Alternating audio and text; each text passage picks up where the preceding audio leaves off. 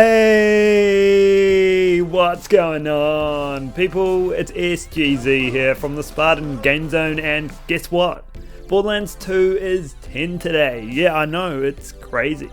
Without the success of this game, the Borderlands franchise as we know it today would not exist. Heck, it may have been dead and buried by now, but it's not, thanks to how far this game propelled the series forward. It's widely regarded as the best Borderlands game for its time, and it's hard to argue that point, so today we'll be covering whether or not it is the perfect sequel. If you enjoyed the video, it'd be great if you could drop a like, feel free to subscribe if you'd like to, or you could even follow me on Twitter. And don't forget to drop a comment about your best memories from Borderlands 2 over the last 10 years, and let's crack into it. It's pretty unreal that 10 years down the track, Borderlands 2 is still turning out a sizable audience and player base. This game has been steadily chugging along seemingly since the dawn of time.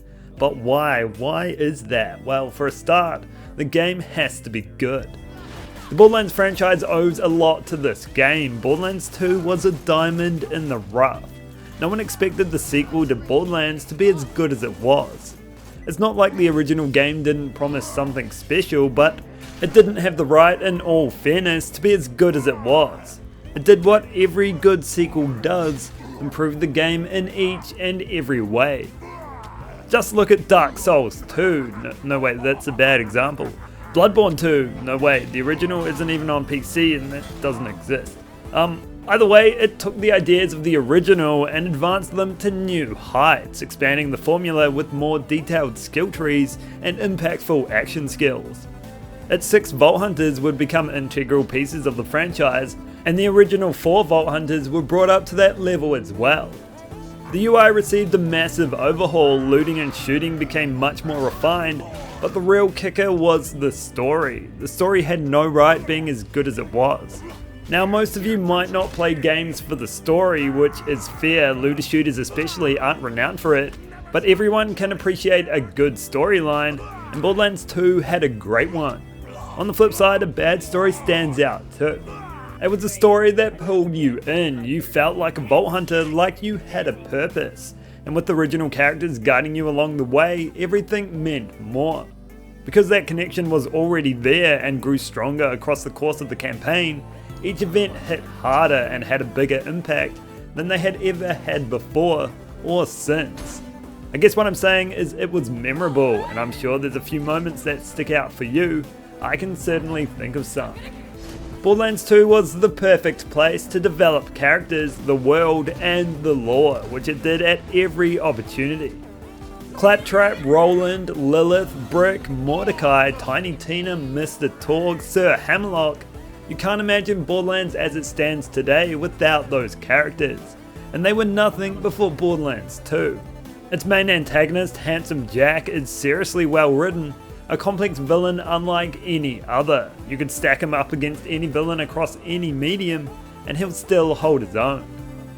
The humour combined with co-op madness, wacky gunplay, and crazy weaponry would be nailed down by Borderlands 2 as the franchise solidified its identity.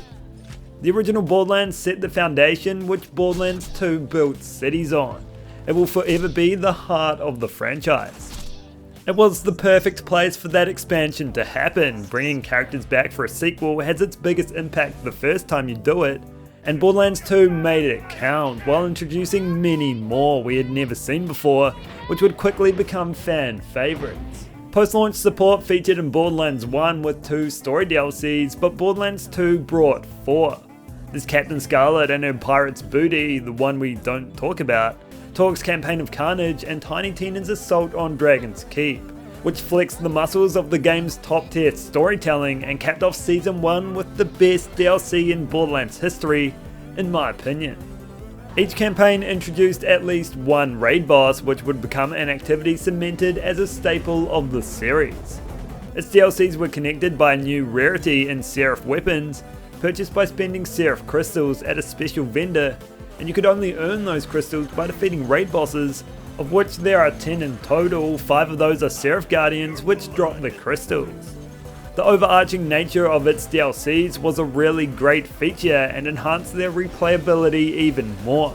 Support would continue with multiple Headhunter packs, an eventual 5th main story DLC with a whole new rarity, and OP levels were thrown in there along the way, which extended the looting and shooting cycle, essentially spawning mayhem and chaos levels as we know them today.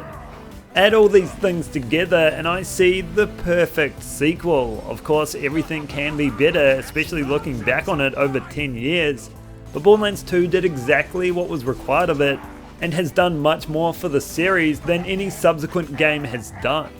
It's been a decade and I don't think you can argue that this game is a classic of the looter shooter genre. As of 2019, which is 3 years ago mind you, it had sold 22 million units and had maintained 1 million monthly users nearly 8 years following its release according to Take-Two. How a game can last like that I don't know, but there's definitely something special here and we've all felt it. But I guess the question is, what's next? What's next for Borderlands 2? And is that too much to ask? Well, at the time of recording this, nothing is on the cards, which is a little surprising for a significant anniversary. To celebrate the 10th year of Borderlands 1, they ran a massive 5-week event in Borderlands 3, but really that was a celebration of the franchise as a whole. Borderlands 1 did receive an enhanced version in April 2019, which wasn't connected to any special kind of date, and that was really just to bring it on par with Borderlands 2 and the pre-sequel. For anything to happen in Borderlands 2, it'd need to come up to Borderlands 3's level, which you know I'd be surprised to see, especially with Tales, and most likely Borderlands 4, which I think we'd agree should be the main focus over any remasters. That being said, you could say Borderlands 2 is the most important game in the franchise, or at least deserves some kind of recognition for what it's done to the series. And if they do touch Borderlands 2, they should do it with consent, obviously, but Borderlands 2 with Borderlands 3's gunplay and mechanics with a better balanced Ultimate Vault Hunter mode is all it needs to welcome it into the next generation. Maybe this video goes live and they've done something like that, but I doubt it. Overall, Borderlands 2 was everything it needed to be and more, a sequel that could even be the origin of the franchise. I mean, it's just that good. The story, the characters, the gameplay, everything was elevated to another level, and for me, that's what makes it the perfect sequel.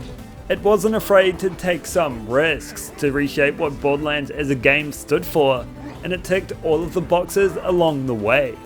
Let's hope the forequel takes some notes.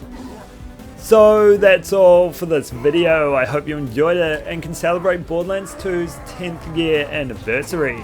And don't forget to let me know in the comments how you see Borderlands 2 10 years later.